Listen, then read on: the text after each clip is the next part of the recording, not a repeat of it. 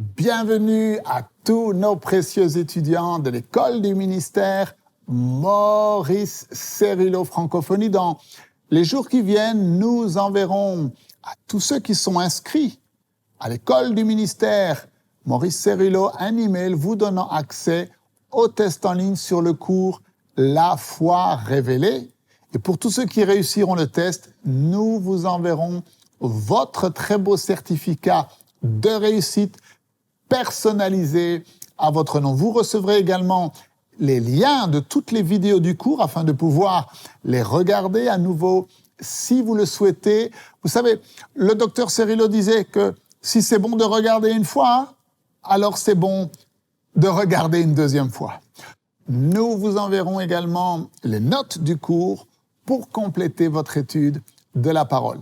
Et pour tous ceux qui n'ont pas encore fait leur inscription à l'école du ministère, eh bien, il vous suffit de cliquer sur le lien ci-dessous et de vous inscrire à la fin de cette vidéo. L'inscription à l'école du ministère est entièrement gratuite. Alors, les journées d'aujourd'hui et à venir sont consacrées pour réviser les cours et pour passer le test en ligne. Il est important pour chacun d'entre vous de pouvoir évaluer votre connaissance et votre compréhension des principes que le docteur Cerullo nous a enseignés au cours des 2 dernières semaines dans ce cours extraordinaire. Alors, nous commencerons bientôt un tout nouveau cours de l'école du ministère intitulé « Producteur de preuves ». Il s'agit des enseignements qui sont le fondement même du ministère de puissance du docteur Maurice Cerullo et qui ont été enseignés dans le monde entier à plus de 5 millions d'hommes et de femmes qui, à travers cet enseignement, ont appris comment accomplir les œuvres de Dieu dans leur génération. Ce cours est pour vous, il va révolutionner votre vie spirituelle.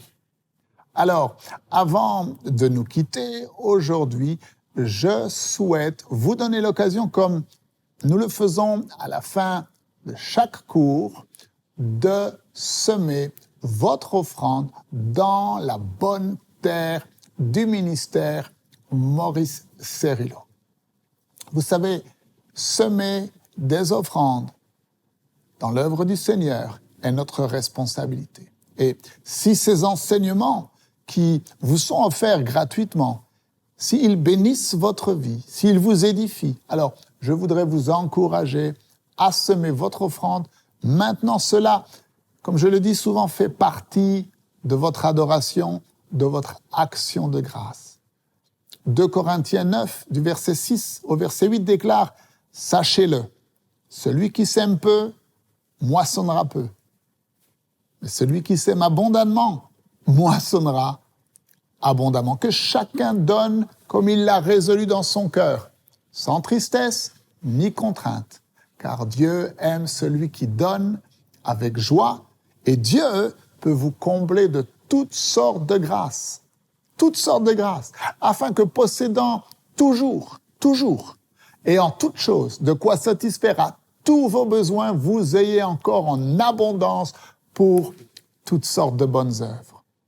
Un chrétien qui aime Dieu, c'est un chrétien qui aime donner pour l'œuvre du Seigneur. Jésus nous a toujours enseigné qu'il y a plus de bonheur à donner qu'à recevoir. Alors, faites maintenant ce qui est dans votre cœur, sans tristesse, ni contrainte, mais dans la joie, quel que soit le montant. Merci de prendre quelques instants. Maintenant, il vous suffit d'aller sur le site internet mcwe.fr à la rubrique « Faire un don » et lorsque vous semez votre offrande aujourd'hui, vous dites à Dieu « Seigneur, ta parole est la chose la plus précieuse dans ma vie et je te le prouve en te donnant ma substance. » Et lorsque Dieu vous voit fidèle dans les moindres choses, alors il vous confiera de plus grandes.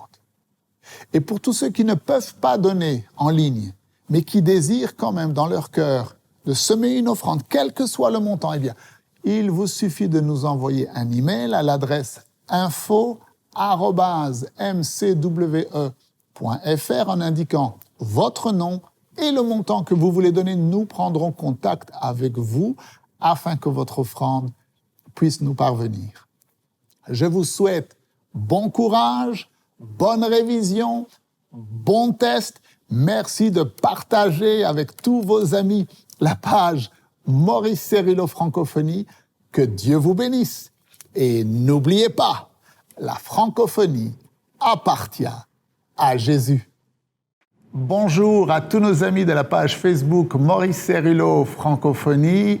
Alors, je vous parle en direct du Centre Legacy International ici à San Diego et plus précisément depuis la bibliothèque, là où les étudiants tels que vous peuvent venir et recevoir les enseignements du docteur Maurice Cerullo. Alors, merci à chacun d'entre vous pour votre fidélité et pour tous les messages que vous nous envoyez. Depuis plusieurs semaines maintenant, nous pouvons suivre tous les jours les enseignements du docteur Maurice Cerullo sur la page Facebook et je vous encourage à vous joindre à cette école qui est tout à fait extraordinaire. Alors, nous voulons vraiment bénir la francophonie avec ces précieuses révélations que Dieu a données au docteur Cerullo. Et n'oubliez pas que l'onction ne meurt jamais. Quand bien même le docteur Cerullo est auprès du Seigneur, l'onction de Dieu qui était sur sa vie est disponible aujourd'hui plus que jamais et dans une intensité encore plus grande qu'avant.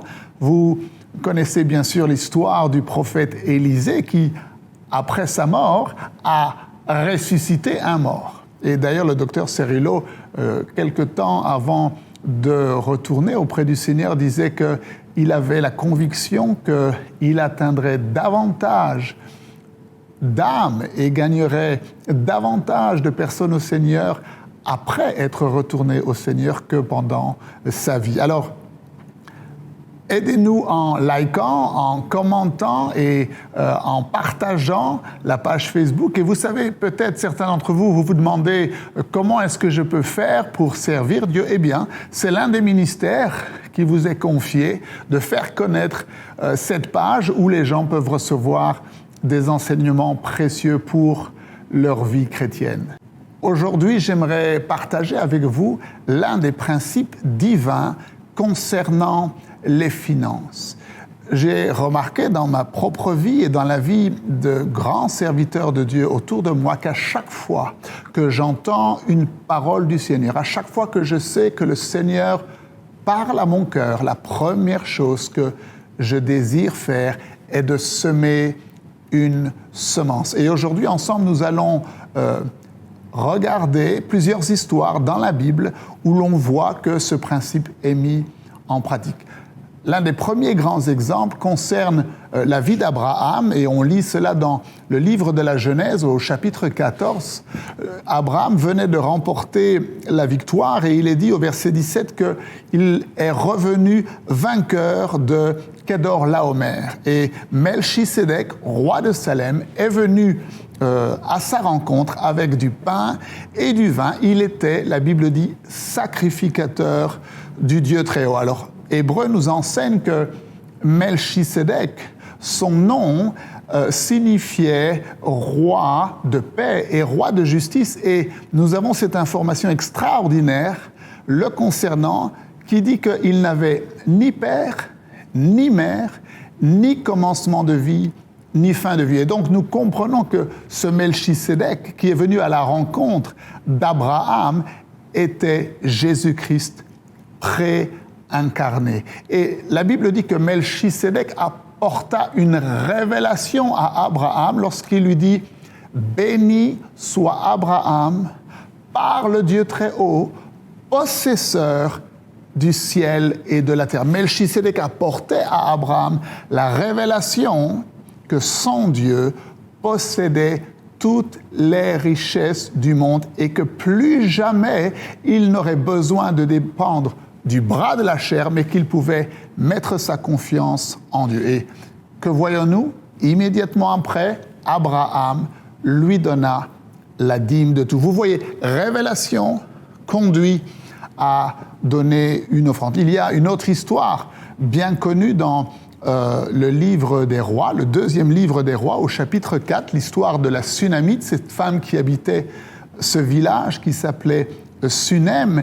Et qui se trouvait entre deux villes importantes. Et le prophète Élisée, pour se rendre régulièrement d'une ville à l'autre, faisait une escale par ce village, Sunem, et cette femme, qu'on appelle une femme de distinction, une femme de grandeur, prenait plaisir à offrir à manger et à boire au prophète chaque fois qu'il passait par là. Mais un jour, la Bible dit dans 2 Rois, chapitre 4 et verset 9, qu'elle dit à son mari, « Voici, je sais que cet homme qui passe par chez nous est un saint homme de Dieu. » En fait, la traduction exacte, littérale, c'est « j'ai percé à travers le voile ». Vous voyez, révélation. Elle a vu quelque chose que les yeux naturels ne pouvaient pas voir, mais que le Saint-Esprit lui a révélé. Et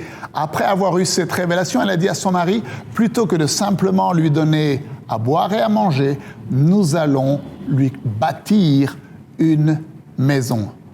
Et donc, révélation conduit toujours à une offrande conséquence. Il y a une histoire, bien sûr, dans le Nouveau Testament que vous connaissez tous, c'est celle de Zachée qu'on lit dans l'évangile de Luc au chapitre 19. La Bible dit que Jésus-Christ avait dit à Zachée qu'il voulait venir manger chez lui, et après le repas, nous entendons Zachée dire au Seigneur, « Voici, Seigneur, je donne la moitié de mes biens aux pauvres, et si j'ai fait quelque tort à quelqu'un, je lui rendrai au quadruple. » Je ne sais pas pour vous, mais c'est le genre de repas que j'aimerais, moi, avoir plus souvent, lorsque, à la fin du repas, quelqu'un me dit qu'il est prêt à se séparer de la moitié de ses biens. Et nous savons que Zachée était riche. Alors, que s'est-il passé pendant ce repas qui a peut-être duré 2 heures pour qu'à la fin du repas, cet homme ait décidé de donner la moitié de toutes ses richesses? Eh bien, nous avons la réponse dans ce que Jésus-Christ lui répond lorsqu'il dit « Le salut est entré dans cette maison. » Et donc, vous voyez, révélation que Jésus-Christ est le Sauveur conduit immédiatement Zachée à faire une offrande. Et l'histoire que je préfère par-dessus tout, c'est celle de Marie dans l'évangile de Marc au chapitre 14. Et vous connaissez cette histoire. Marie vient auprès de Jésus-Christ qui était en train de manger, et elle vient avec un parfum de très grand prix. La Bible dit, vous voyez, ces offrandes sont toujours des offrandes de valeur, des offrandes conséquentes, parce que lorsque l'on entend Dieu, cela change notre vie pour toujours. Cela nous permet d'aller jusqu'au bout de la course. Et elle dépose ce parfum de grand prix sur la tête de Jésus. Et vous savez que les disciples ont commencé à se plaindre en disant « Mais à quoi bon perdre ce parfum ?» Mais Jésus leur répond et leur dit « Laissez-la tranquille, ne lui faites pas de mal. Elle a fait une bonne action à mon égard. » Et au verset 8, il dit quelque chose de tout à fait surprenant. Il dit « Elle a d'avance embaumé mon corps pour le jour de ma sépulture. » Alors, vous savez qu'à l'époque, lorsque quelqu'un mourait, on embaumait le corps avec du parfum, avec des bandelettes, pour empêcher que le corps ne pourrisse, que le corps ne voie la corruption. Et donc, Jésus-Christ dit, elle a d'avance embaumé mon corps pour le jour de ma sépulture. Alors, vous dites, oui, mais on embaume lorsque la personne est morte, pas avant qu'elle ne meure. Maintenant, vous vous souvenez, 3 jours après la mort de Jésus-Christ, d'autres femmes sont également allées au tombeau avec aussi des épices, du parfum, des bandelettes pour embaumer le corps de Jésus-Christ. Mais lorsqu'elles sont arrivées, c'était trop tard. Vous voyez, cette femme avait eu la révélation, Marie avait eu la révélation que la résurrection de Jésus-Christ ne dépendait pas des hommes, ne dépendait pas d'un parfum ou de bandelettes ou du fait d'embaumer le corps, mais que la résurrection de Jésus-Christ dépendait uniquement de Dieu le Père qui avait dit lui-même « Je ne permettrai pas que ton âme soit abandonnée dans le séjour des morts. Je ne permettrai pas que mon bien-aimé voie la corruption. Je te fais connaître le sentier de la vie. Il y a d'abondantes joies devant ma face, des délices éternelles à ma droite. » Et donc, Marie a eu la révélation que Dieu le Père allait ressusciter Jésus-Christ et que Jésus-Christ était son sauveur. Et qu'a-t-elle fait? Elle a déposé à ses pieds, comme une offrande d'amour, une offrande de grand prix. Et il y a malheureusement un exemple dans la Bible de quelqu'un qui n'a pas eu de révélation. Et lorsqu'il n'y a pas de révélation, il n'y a pas non plus d'offrande. C'est l'histoire du jeune homme riche qui est venu voir Jésus et qui lui a demandé « Que dois-je faire pour hériter de la vie éternelle ?» Et Jésus-Christ lui a donné la réponse et il a dit « Mais j'ai fait toutes ces choses. » Et Jésus lui a dit « Il te manque encore une chose pour être parfait. Va, vends tout ce que tu as, donne-le aux pauvres et puis viens, suis-moi. » Et la Bible dit que cet homme qui avait de grandes richesses s'en est allé tout triste parce qu'il n'a pas eu la révélation et donc il n'a pas fait d'offrande. Alors vous dites, frère Marc, je n'ai rien à semer, je n'ai rien à donner. Je voudrais vous dire que ce n'est pas vrai. Parce que la Bible dit que si vous êtes un semeur, Dieu donne la semence au semeur. Nous avons tous, quelle que soit notre condition, quel que soit notre niveau de prospérité, nous pouvons tous, là où nous sommes, commencer à semer des offrandes d'amour, des offrandes de foi avec ce que Dieu a placé dans notre cœur. Et je voudrais vous encourager aujourd'hui à faire ce pas de foi, ce pas d'obéissance. Vous qui avez suivi les enseignements du docteur Cerrillo maintenant depuis plusieurs semaines et vous avez véritablement été nourris dans votre cœur, dans votre esprit. Vous avez entendu Dieu à travers les enseignements producteurs de preuves et à travers les enseignements comment gagner la bataille de la pensée. Vous avez entendu le Seigneur parler à votre cœur. Et je vous encourage à sceller ces révélations par une offrande généreuse, une offrande d'amour, et Dieu vous conduira dans un niveau supérieur. Et je voudrais vous dire que pour tous ceux qui feront cet acte de foi, cet acte d'obéissance en semant une offrande, quel que soit le montant, eh bien, nous vous enverrons le e-book gratuitement intitulé « 7 étapes pour votre victoire personnelle », un livre extraordinaire du docteur Maurice Cerrillo qui transformera votre vie. S'il vous plaît, fermons les yeux ensemble quelques instants et prions Dieu. Père, dans le nom de Jésus-Christ, je te remercie pour mon frère et ma sœur qui regardent cet enseignement aujourd'hui. Seigneur, tu nous as révélé que lorsque nous entendons ta voix, lorsque nous recevons une révélation de Dieu, tu nous appelles à semer une offrande d'amour, une offrande de reconnaissance, une offrande de foi. Je prie que tu parles au cœur de mon frère et de ma sœur et que tu les conduises, Seigneur, à semer maintenant, selon ce que toi-même tu mets dans leur cœur. Et je prie, Père, alors qu'ils obéissent, alors qu'ils font ce pas de foi, Seigneur, que tu les conduises dans un niveau supérieur de leur marche avec toi. Nous te remercions dans le beau nom de Jésus-Christ. Que Dieu vous bénisse. N'oubliez pas de liker, de commenter et de partager avec tous vos amis à travers le monde la page Facebook Maurice Cerrillo Francophonie. Et n'oubliez pas, la francophonie appartient à Jésus-Christ.